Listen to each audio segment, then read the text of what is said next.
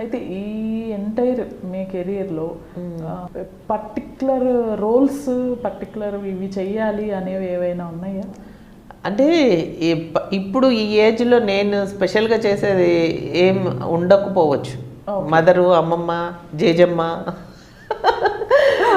జేజమ్మ వరకు వెళ్ళట్లేదు. అయ్యో జేజమ్మ క్యారెక్టరే కదా ఇప్పుడు అందులో జేజమ్మ క్యారెక్టరే అది మన బిత్తిరి సత్తిలో. ఇప్పుడు మదర్ క్యారెక్టర్ వేశారు అనుకోండి, ఇక మదర్ క్యారెక్టర్స్ ఏ వస్తుంటాయి. సిస్టర్ క్యారెక్టర్ చేస్తే ఒకసారి కానీ అది నేను అలా క్రియేట్ చేసుకున్నాను, అది ఎవరు క్రియేట్ చేయలేదు, నేను క్రియేట్ చేసుకున్నాను అలా. ఎందుకంటే ఒకటి మా ఫ్యామిలీ చాలా పెద్ద ఫ్యామిలీ. సో మనము బయటికి వెళ్తే మనల్ని రెస్పెక్టబుల్గా చూడాలి. ఈవిడ ఇలా మంచి క్యారెక్టర్స్ చేస్తారు, మనకి ఇబ్బంది కలగకూడదు. మనం ఈ క్యారెక్టర్ చేయడం వల్ల హస్బెండ్కి ఇబ్బంది ఉండకూడదు, మదర్ ఫాదర్కి ఇబ్బంది ఉండకూడదు, పిల్లలకి ఇబ్బంది ఉండకూడదు. రేపు చెప్పుకోవడానికి మా మమ్మీ ఈవిడ అని చెప్పుకోవడానికి వాళ్ళు ఇబ్బంది పడకూడదు. అంటే మనము ఒక రెస్పెక్టబుల్ క్యారెక్టర్స్ అంటే మదర్ క్యారెక్టరే ఉంటుంది మోస్ట్లీ. ఎందుకండి ఇంకా చాలా వాటిల్లో కూడా బయట జార్చే సీన్స్ చేస్తారా, అదేంటి వ్యాంప్ క్యారెక్టర్ చేస్తారా, అలా చాలా వచ్చాయి నాకు. ఓకే, నేను ఒప్పుకోలేదు. ఎందుకంటే చెప్పాను కదా, ఇదే మనం సొసైటీలోకి వెళ్తే మనల్ని గౌరవించేలాగా ఉండాలి అనేది నేను అనుకున్నాను అనమాట అప్పుడు. అంటే ఆ క్యారెక్టర్ చేస్తే గౌరవం ఉండదా అని కాదు, కానీ ఎంతైనా ఆ ఫోటో పెట్టేసి మీ మదరు అని అంటే పిల్లలు ఎంత ఇబ్బంది పడవచ్చండి. రేపు ఇప్పుడు ఆడపిల్ల ఉంది, పెళ్ళయ్యాక అత్తగారి ఇంట్లో మీ అమ్మ ఇలాంటి క్యారెక్టర్లు చేస్తుంది, చూడు ఇదిగో బట్టలు లేకుండా ఉంది, ఆ ఫోటోలు ఎక్కడ పోతాయి, సినిమా ఎక్కడ పోద్ది చెప్పండి మీరు? ఎక్కడికి పోవు కదా. సో అలాంటి సిచ్యువేషన్ ఉండకూడదు అంటే మదర్ క్యారెక్టర్స్ చేయాలి. నేను మదర్నే, అప్పటికే వచ్చేటప్పటికి 2 పిల్లలకి తల్లిని నేను. సో అలా అని నేను ఆ ఏజ్ నుంచే Madhavi movie and TV artist doing mother characters అని క్లారిటీగా పెట్టేదాన్ని. ఎందుకంటే ఇలా పెట్టారు, మీరు మదర్ తప్ప ఇంకోటి చేయరా అని ప్రతి ఒక్కరు అడిగారండి అప్పుడు. డూయింగ్ మదర్ క్యారెక్టర్స్ అంటే ఆయన మదర్ తప్ప ఇంకేం చేయరా మీరు? నేను చేయను. అక్కడ చాలా క్లారిటీగా ఉండేదాన్ని. అట్లా ఏ వచ్చినాయి రోల్స్ మీకు? ఏ మూవీస్? చాలా వచ్చాయండి, చాలా. చిరంజీవి సినిమాలోనే ఒకటి ఇలా ఏదో చిరంజీవిని చూస్తూ ఏదో ఫంక్షన్లో హీరోయిన్తో వెళ్తుంటే ఇలా బయట జార్చాలి మీరు, అప్పుడు ఆయన మిమ్మల్ని చూస్తాడు, అప్పుడు హీరోయిన్ ఆయన చూడడం చూసి ఏదో గొడవ పెట్టుకుంటుంది అంట. అది ఏదో సినిమా నాకు గుర్తు కూడా లేదు. అలా చాలా వచ్చాయి. ఇంకా అలా నేను చాలా రిజెక్ట్ చేస్తాను ఇప్పటికీ కూడా అలాంటి క్యారెక్టర్స్ వస్తాయి. నేను అవన్నీ చేయను అని చెప్తాను. అట్లా ఏ మూవీస్లో అయినా జనరల్గా మీకు క్యారెక్టర్ ఇది అని తెలియకుండా వెళ్ళి చేసినవి ఏవైనా ఉన్నాయా? క్యారెక్టర్ ఏది అని తెలియకుండా అసలు వెళ్ళను. క్యారెక్టర్ ఇది అని చెప్పాక వెళ్ళాక కూడా ఒక్కొక్కసారి ఎక్స్పోజింగ్ చేయమని, అంటే ఎక్స్పోజింగ్ అంటే నథింగ్ అంటే మరి అన్ని ఇప్పేయమని కాదు, బయట జార్చడము. ఇప్పుడు మొగుడు పెళ్ళాలి సీన్ ఉంది, ఏదో రొమాన్స్లో ఆయన ఇలా బయటలాగాడు అని తీసుకోవడం అలా ఉందంటే ఓకే, అక్కడ వరకు. అది ఎందుకంటే ఆ సీన్ అలా ఉంది కాబట్టి అది చేయొచ్చు, అదేం అంత పెద్ద ఇది కాదు. మరీ డైరెక్టర్ అసలు ఏమీ చెప్పకుండా, అమ్మ ఇప్పుడు నువ్వు స్నానం చేసి రావాలి, బాత్రూంలోంచి వస్తున్నావు, టవల్ ఇక్కడి వరకు కట్టుకోవాలి. అలాగే జరిగింది ఒక సినిమా, తెలుగు తమిళ్ కన్నడ అనమాట, అజంతా సినిమా పేరు. తెలుగులో అజంతా, వేరే లాంగ్వేజ్లో కూడా అజంతానే అనుకుంటా.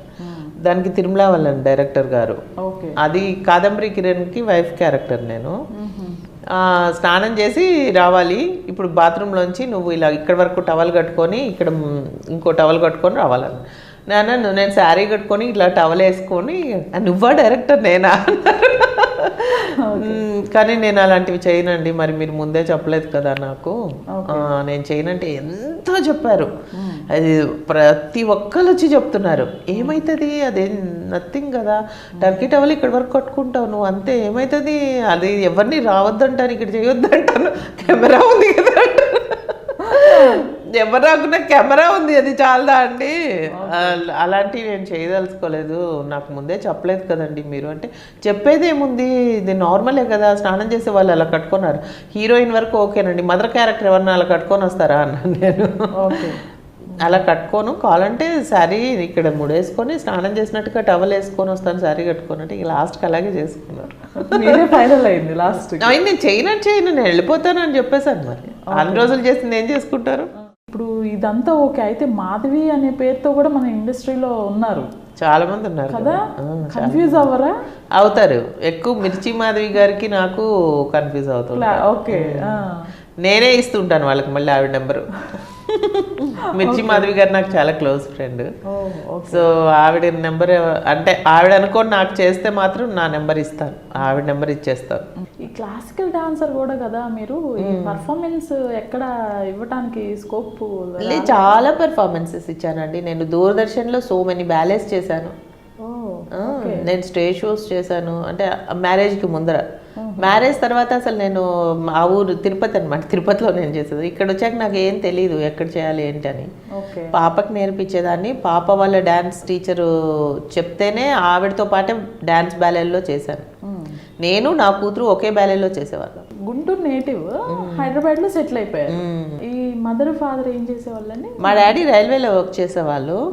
ఆ టైంలోనే నేను తిరుపతిలో ఎక్కువ ఇయర్స్ ఉండడం జరిగింది. గుంటూరు నుంచి నేను 9th షిఫ్ట్ అయ్యాను తిరుపతికి. ఇంకా మొత్తం స్టడీస్ తిరుపతిలోనే, 9th 10th inter, degree, PG, తర్వాత ఈవినింగ్ క్లాసెస్ డాన్స్కి వెళ్ళేదాన్ని. ఎడ్యుకేషన్ ఏంటండి? డిగ్రీ తర్వాత పీజీ చేశాను.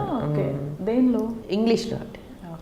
ఆ తర్వాత అంటే బీఎస్సీ చేశాను యాక్చువల్లీ. నేను బీఎస్సీ డిస్కంటిన్యూ చేశాను అప్పుడు ఎంబీబీఎస్ కోసం ట్రై చేస్తూ.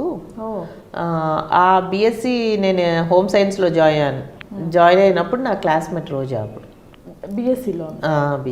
ఓకే. అయితే నేను బీఎస్సీ కంటిన్యూ చేయలేదు, ఈ ఎంబీబీఎస్ కోసమే మళ్ళీ ట్రై చేస్తూ ఎప్పుడు రెగ్యులర్గా వెళ్ళేదాన్ని కాదు. మళ్ళీ ఇక్కడ ఉస్మానియా యూనివర్సిటీలో 3 years degree at a time pass అయ్యాను ఇక్కడ. ఆ తర్వాత పీజీ మళ్ళీ తిరుపతిలోనే మహిళా యూనివర్సిటీలో జాయిన్ అయ్యాను. రోజా గారి క్లాస్మేట్ అన్నారు కాబట్టి అప్పుడు చూసిన రోజా గారికి జనరల్గా మాట్లాడుకునే వాళ్ళ మీరిద్దరు? అంటే మా డ్యాన్స్ క్లాస్ వాళ్ళే అక్కడ, అంటే శివప్రసాద్ గారే సినిమా తీశారు కదా ప్రేమ తపస్సు, అదే ఫస్ట్ మూవీ అప్పుడే మేము ఉన్నాం అక్కడ. ఓకే. మేము ఎక్కిరించే వాళ్ళం కూడా, పని మనిషి క్యారెక్టర్ని కరెక్ట్గా సరిపోయి నల్లగా ఉంటావు కదా. ఓకే. ఆ తర్వాత మళ్ళీ ఎప్పుడైనా మీట్ అయ్యారండి? మీట్ అయ్యాను. ఇక్కడ మోడర్న్ మహాలక్ష్మి అని ఒక గేమ్ షో అయ్యేది ఇంతకు ముందు జరిగేది. అందులో ఫస్ట్ ఆవిడే యాంకర్ ఉండేవాళ్ళు. అప్పుడు మేము మాది ఆర్టిస్ట్ ఏదో ఫెస్టివల్ స్పెషల్ ఎపిసోడ్, అప్పుడు వెళ్ళినప్పుడు ఆవిడని నేను చెప్పాను, నన్ను గుర్తుపట్టారా, నేను ఇట్లా మీ క్లాస్మేట్ని డిగ్రీలో అని. అంటే నేను అప్పుడు చాలా కామ్గా ఉండేదాన్ని కదా అనేది. అంతే మాట్లాడాను, ఎక్కువే మాట్లాడలేదు. ఏం చేస్తున్నారు ఏంటి అది ఇలా కొన్ని కామన్ క్వశ్చన్స్. నిజంగానే కామ్గా ఉండేవాళ్ళ ఆవిడ? లేదండి, అంటే ఎడ్యుకేషన్లో మంచి ఇంటెలిజెంట్ ఆవిడ. ఆవిడకి ఆ సినిమాలో ఆఫర్ వచ్చినప్పుడు అదే పని మంచి క్యారెక్టర్కి సూట్ అవుతుందని చెప్పి తీసుకున్నారు. అంటే నల్లగా అలా ఉండాలి కదా అలా అని చెప్పేసి. ఆ తర్వాత ఆవిడకి సెకండ్ మూవీ చామంతి అవి తమిళ్లో చేశారు కదా, అక్కడ తనకి టర్న్ అయ్యింది. ఆ తర్వాత మీరు పైగా తను టాలెంటెడ్, ఇంటెలిజెంట్, స్పాంటినిటీ ఎక్కువ ఉంటుంది. కరెక్ట్, అది తనకి ఆ వాక్చాతుర్యం ఉంది, యాక్టింగ్ చేసే ఇది ఉంది, ఇంటెలిజెంట్ పైగా.